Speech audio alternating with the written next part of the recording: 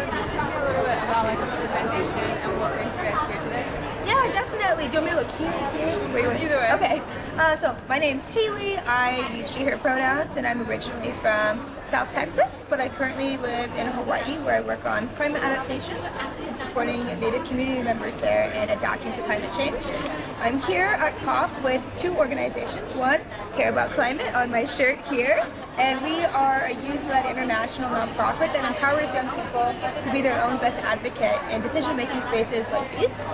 We primarily do that through our nationally determined contribution analyses, which are, the NDCs of the Paris Agreement, which are countries' biggest commitments on how they're going to tackle the climate crisis, how they claim they're going to do it. We analyze them for gender and youth inclusion, and then bring these representatives to COP to advocate for change in their country to ensure that young people can be here in these spaces.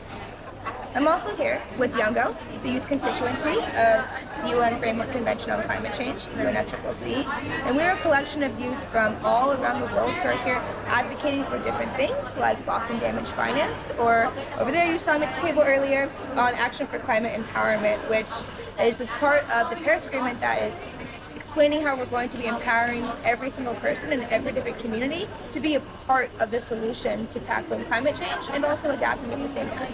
Yeah, that's very cool. So, what motivated you to join these organizations?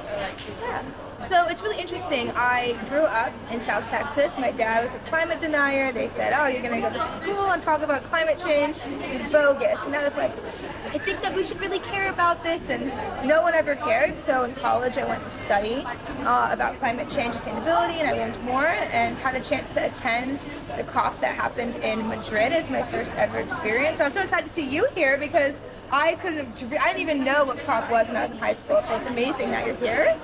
And I joined and I learned about Youngo and Care About Climate and other groups and kind of dipped my toes in here and there. But during COVID, actually in 2020, I didn't have much to do, and I was like, you know what? I really think that there's more power that we need to have in tackling the climate crisis, and I'd love to channel my time into this space. And so I just got more involved, started talking to people, kind of what we're doing right now, talking, learning, and figuring out and connecting to my story what felt most meaningful for me to do, and that is Care About Climate and Native work.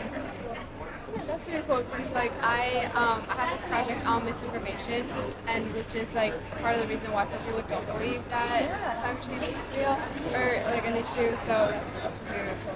Yeah, definitely. I had this theory that if I can convince my dad, who I did convince from being a denier to being an advocate for change, and even helping me build the bridge to other people that didn't believe, just like him, is so important and so essential, because you need to have every single person and all hands on deck to not only tackle the climate crisis, but ensure that when we're doing that, we're prioritizing frontline and vulnerable communities first and foremost, who are going to be most impacted but are least responsible. So starting small with information, that's how I started, right? I got information about climate change, and now I'm here and hoping to be able to share what I've learned and what I know with other people too.